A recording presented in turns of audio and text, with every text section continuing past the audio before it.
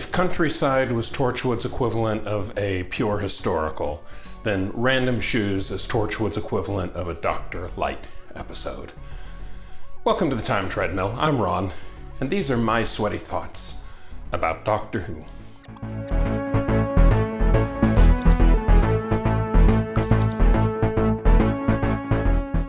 Right up until about 2 weeks before broadcast, the story was called Invisible Gary. It was changed to Random Shoes at the very last moment.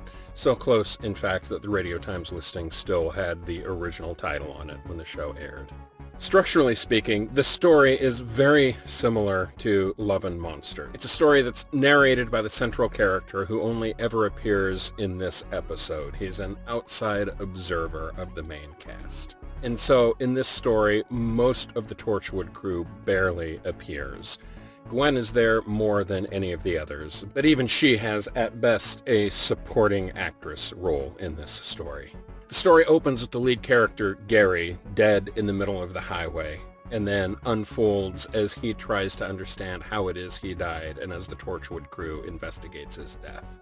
He's a Torchwood fanboy, much the same way that Elton was a Doctor fanboy in Love and Monsters. And as the story unfolds, it's basically a tragic story about the life of a young man whose father left when he was in grade school and who never really recovered from that life event. He became obsessed with this supposed alien artifact that he was given. And for the vast majority of the story, it seems like it's really nothing more than a prosthetic eye, although, of course, ultimately it turns out to genuinely be an alien artifact. But that's not why I love this story so much. It has a personal connection with me at an emotional level that, much like the movie Big Fish, it's impossible for me to actually properly evaluate it on its own merits. Now, you may be asking yourself, what does Big Fish have to do with Doctor Who? And the answer is nothing. Really, nothing. But let me explain why it exemplifies my connection to this story and get a little bit personal for a bit. You see, when I was very young, grade school age, my father moved out.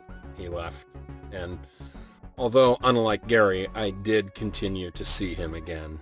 The fact remains that during his lifetime, he and I never really connected, ever. My father passed away when I was in my early 20s, just after my son was born, and I spent a good chunk of my life blaming my father for a lot of things that really weren't his fault. Now, to be fair, I also blamed him for some things that genuinely were his fault, and he was the adult in the situation. It was his responsibility as a father to actually reach out to me and father me, but that's a whole other story. And back round about 2003, I think it was, 2004, when the movie Big Fish came out, I went to see that movie based on the preview trailers because it looked like it was a charming fantasy about a man who tells fanciful tales. I had no idea what I was in for. It was a movie that's entirely about the disconnect between a father and a son and their complete inability to form a relationship with each other. And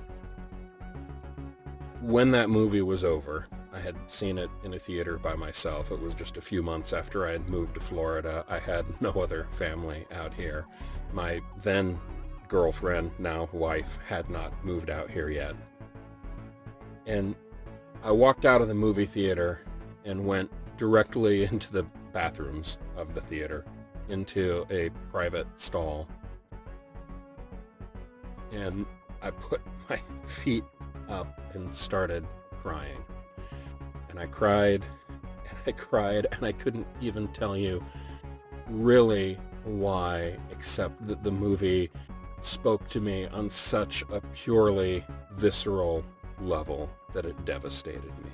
And I spent a solid, 5-10 minutes sobbing in the bathroom until I finally cleaned myself up and left the theater. And I have never been able to watch that movie again. And I know it was turned into a Broadway musical, and hey, I'm a musical theater geek.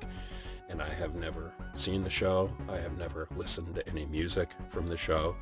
despite the fact that the Broadway production starred Norbert Leo Butz, who I adore. I've never been able to come anywhere near that story ever since.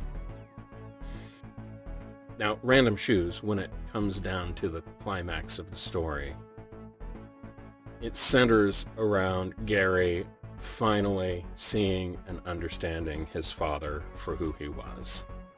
A man who made a mess of things and never figured out how to make it right. And it's sad and it's tragic, and the two of them never got to have a relationship. And that connects with me on exactly the same kind of level. Not quite as viscerally as Big Fish, but all the same, this story, more than really any other Torchwood story or Doctor Who story, genuinely just kind of locks into my own psyche like a puzzle piece. And I absolutely recognize that it's such a deeply personal connection and such a strange and unique connection that the story probably doesn't work the same way for most other viewers. In fact, it may come across as being overly emotionally manipulative and unearned, the same way I felt about some of the earlier stories this season. But for whatever reason, this one bypasses directly all of those barriers for me and locks in and makes it a beautiful, perfectly structured story. So, best I can say for you for Random Shoes is your mileage may vary. I thoroughly enjoy it. I think it's a beautifully well-written story. And as an added bonus, it seems to mark the end of the Gwen-Owen affair plotline, which is very nice to be done with. And that's a net positive as well. On another personal but less emotional note, I'm sorry for having been away from this project for so many days. I wound up taking 3 full days off. I got my second vaccine dose back on Wednesday, and Thursday morning I felt okay, but thought it would be a bad idea to work out in case I had a bad reaction to the vaccine. And then overnight on Thursday I did have the kind of typical bad reaction to the vaccine. Bad being in quotes. It's all good. I was fine. It was just chills and fevers and cramps and that kind of thing that passed after a few hours. But that left me wiped out on Friday, and I had another bad night's sleep Friday, and so Saturday I just didn't much feel like getting on the treadmill. So here we are on Sunday, and I'm finally back at it. I've got 2 more days with Torchwood before I briefly shift gears to both the Doctor Who Christmas special and the premiere of Sarah Jane Adventures. And then I wrap up Torchwood, and then I genuinely don't remember what comes after that. I guess we'll find out. It's going to be an interesting week, and I hope you'll join me for it. See you tomorrow.